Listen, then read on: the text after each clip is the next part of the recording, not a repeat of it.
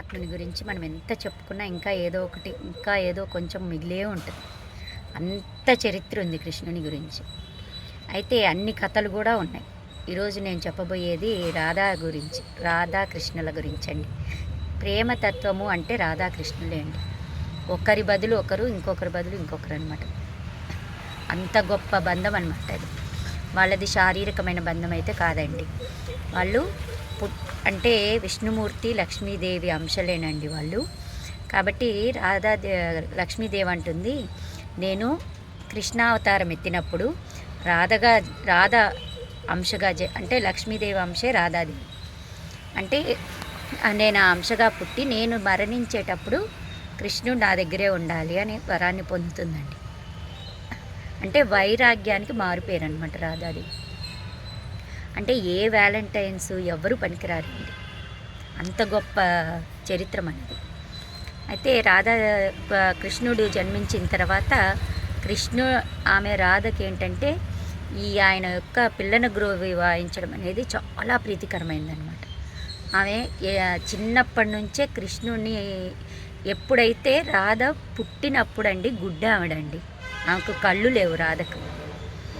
ఆమె ఎప్పుడైతే కృష్ణుడిని చూస్తుందో అప్పుడు ఆమెకు కళ్ళు వస్తాయి అన్నమాట.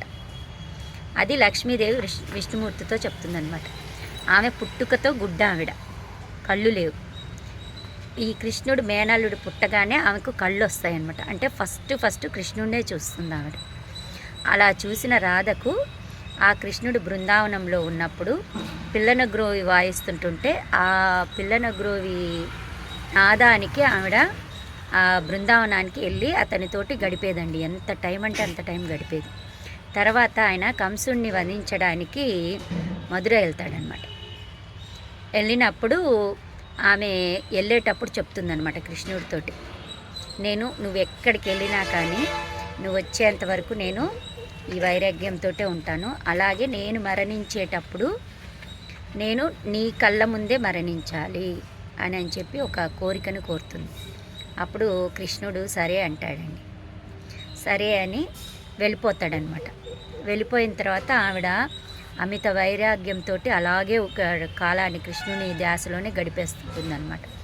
ఆమెకు చాలా ఇష్టమైంది ఏదంటే పిల్లన గ్రోవ్ అనమాట, కృష్ణుడు వాయించే పిల్లన గ్రోవ్. అయితే తర్వాత రుక్మిణి ఆయన తర్వాత అక్కడికి వెళ్ళిన తర్వాత మధుర వెళ్ళిన తర్వాత కంసుని వధించిన తర్వాత రుక్మిణి సత్యభామల్ని అలాగే 8 మంది భార్యల్ని పెళ్లి చేసుకుంటాడనమాట.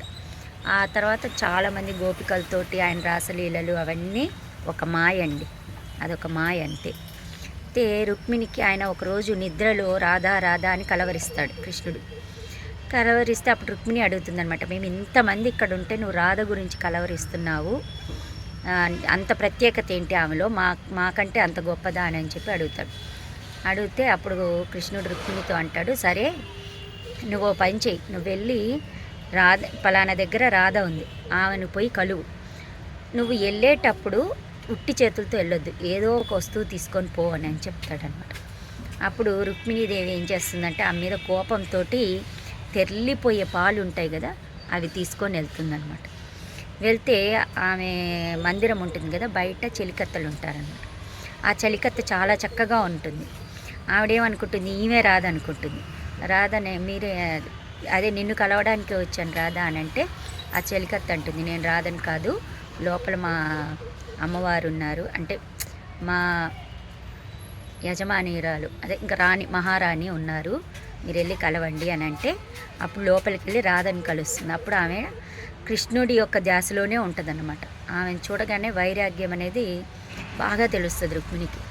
తర్వాత ఆ వేడి పాలు నీకోసం కృష్ణ పరమాత్మ పంపించాడు, తీసుకో అని చెప్పి ఇస్తుందన్నమాట.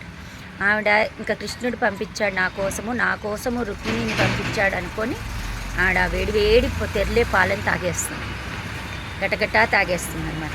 ఆశ్చర్యంగా చూస్తుంది అనమాట రుక్మిణి. తర్వాత సరే అని చెప్పి కొద్దిసేపు మాట్లాడేసి కృష్ణుడి దగ్గరికి వెళ్తే కృష్ణుడి పాదాలు కాలిపోయి ఉంటాయి అన్నమాట. అప్పుడు రుక్మిణికి అనుమానం వస్తుంది, ఇదేంటిది, నేను వెళ్ళేటప్పుడు మీ పాదాలు బాగున్నాయి కదా స్వామి, నేను వచ్చిన తర్వాత ఏంటి ఇలాగా కాలిపోయి ఉన్నాయి అని అంటే అప్పుడు కృష్ణ పరమాత్మ అంటాడు, నువ్వు వేడి పాలు రాధకిచ్చావు కదా, ఆ రాధ హృదయంలో ఉన్న నేను, అంటే ఆమె హార్ట్లో నేను గుండెల మీద ఉన్నాను, ఆ గుండెల మీద నా పాదాలు ఉన్నాయి, ఆ పాదాలకు నువ్వు పోసిన వేడి పాల వల్ల నా పాదాలు కాలిపోయాయి అని ఆయన చెప్తాడు. అప్పుడు రుక్మిణికి అర్థమవుతుందనమాట వాళ్ళ గొప్ప ప్రేమతత్వం. ఇంకొకటి ఏంటంటే, వీళ్ళు బృందావనంలో రాధాకృష్ణులు కాలం గడుపుతున్నప్పుడు బ్రహ్మదేవుడు వచ్చి వాళ్ళిద్దరికీ పెళ్లి చేశాడు అని ఒక నానుడు ఉంది. బ్రహ్మదేవుడు అంటే వాళ్ళిద్దరికీ పెళ్ళి అయ్యింది.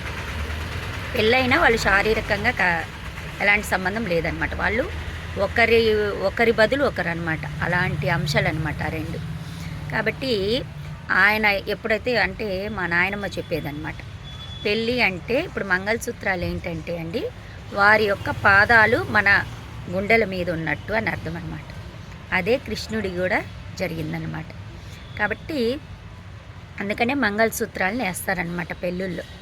అంటే వీరి పాదాలు వాళ్ళ గుండెల మీద ఉంటాయన్నమాట. అంటే ఒకరిలో ఒకరు ప్రవేశించడం ఒక రకంగా, అంతేగాని ఇప్పటిలాగా పిచ్చిగా హార్ట్ సింబల్ అవి కాదు. అంటే అలాగా బ్రహ్మదేవుడు వారికి వివాహం జరిపించారని ఒక కథ ఉంది. తర్వాత రాధాదేవికి ఇంకా నాకు మరణం ఆసన్నమైంది అనే పరిస్థితి ఏర్పడుతుందన్నమాట. అప్పుడు ఆవిడ కృష్ణుడి దగ్గరే చనిపోవాలనుకుంది కదా, అందుకని ఆవిడ ఏం చేస్తుందంటే కృష్ణుడు ఉండే మందిరానికి వెళ్ళి అక్కడ ఒక చెలికత్తెలాగా చేరుతుందండి, ఎవ్వరు కనుక్కోకుండా. ఆమెను ఎవ్వరు గుర్తుపట్టరనమాట.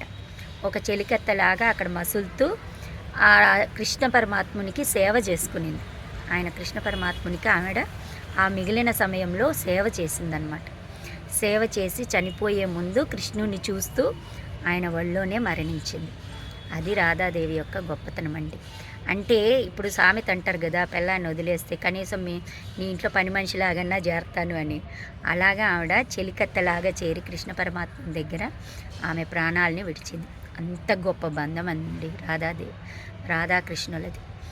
అలాగే కృష్ణుడు కూడా ఆవిడ ఎప్పుడైతే చనిపోయిందో ఆయన ఫ్లూట్ వాయిస్తూ ఉండగానే ఆయన చూస్తూ చనిపోయిందనమాట.